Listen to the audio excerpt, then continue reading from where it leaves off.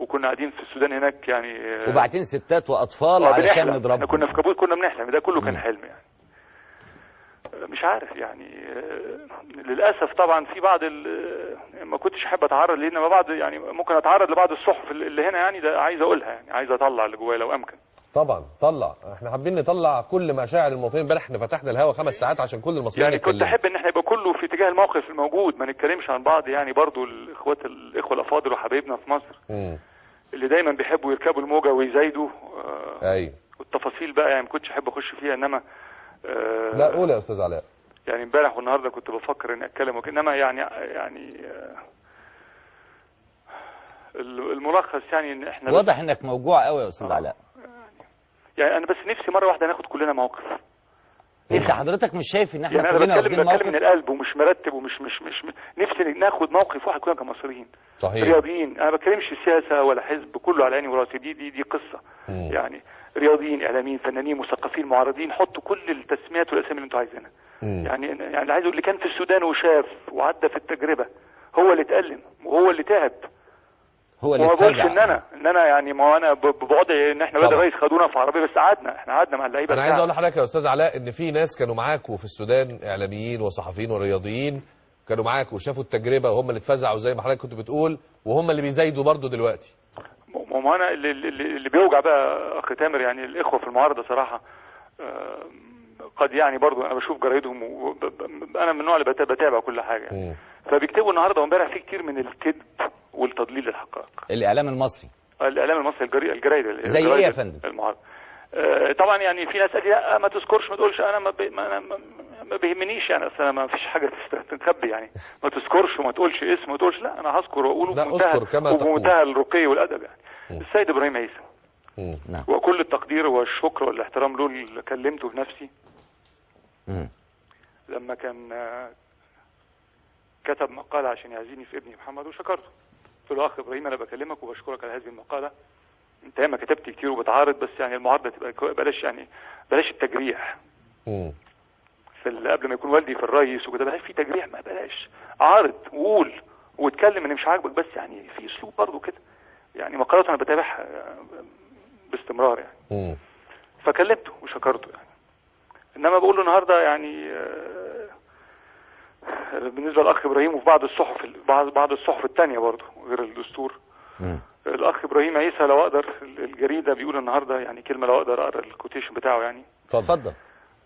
ان النظام المصري لا يهمه الا تامين جمال مبارك واحمد عز، وليذهب الجميع الى الجحيم. طب انت كده يا اخ ابراهيم وديتنا الى الجحيم، ما كتبنيش انا كده في الجحيم. طب مش هحط، كان المفروض يحط علاء وجمال واحمد.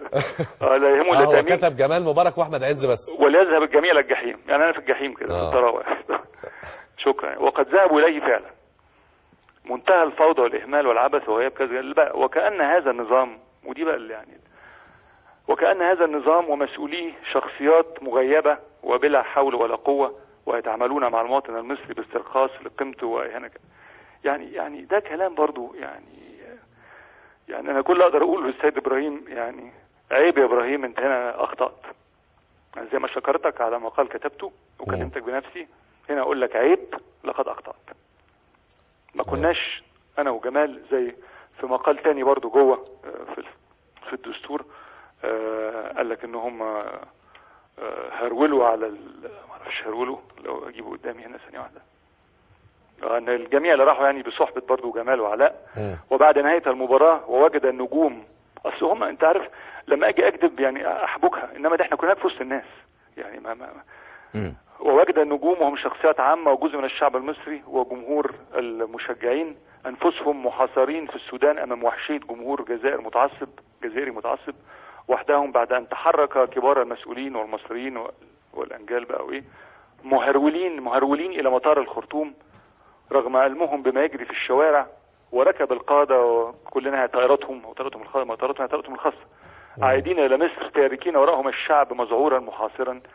يعني طب انا عايز افهم لما الدستور يكتب كده يعني طب ما احنا ما كناش رحنا السودان بقى، ما كناش رحنا الاستاد اصلا.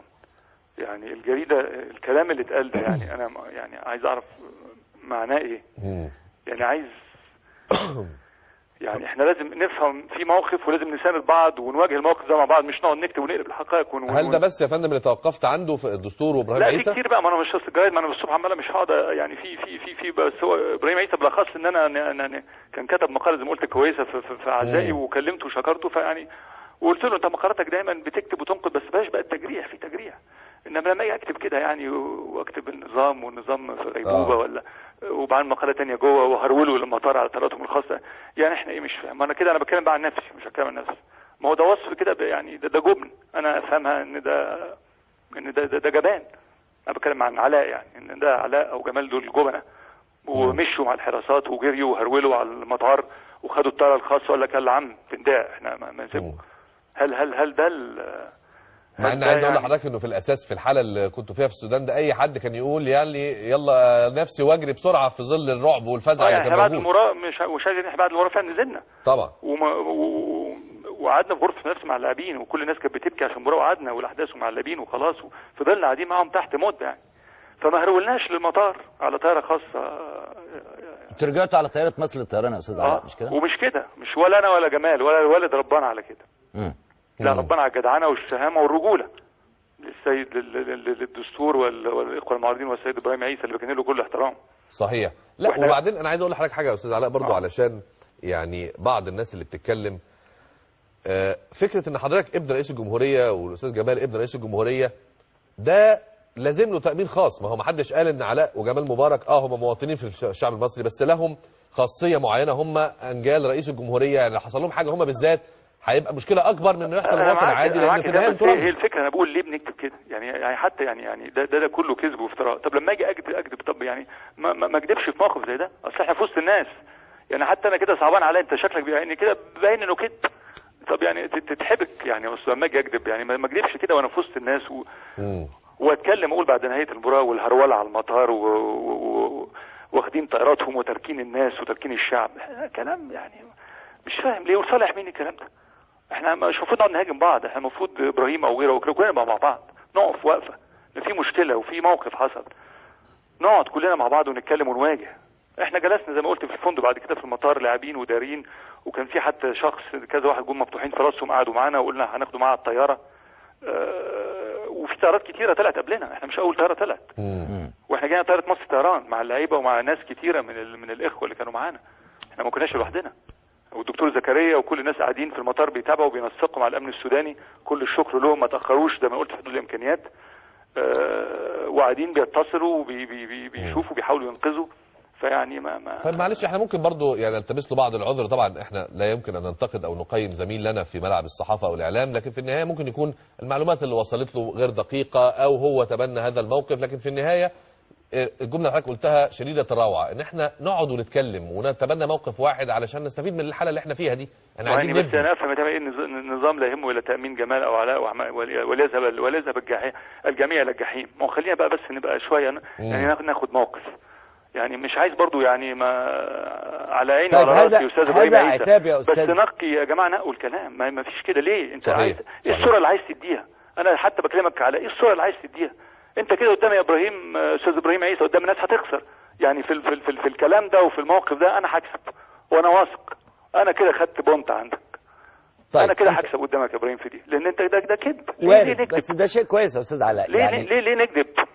وانا قلت انا قدرت دي الديمقراطيه والحريه يا استاذ علاء، يعني وارد الخطا ووارد العتاب، بس مش في موقف زي ده.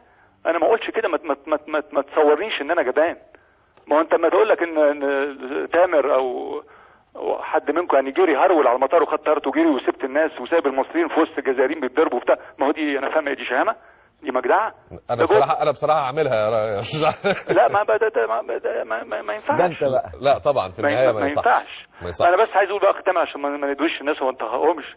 انت امبارح لما قلت فعلا ان الاعتذارات يعني غير مقبوله، وان انت شخصيا كمواطن حتى لو رئيس الجزيري نفسه اعتذر لك انا معاك في دي.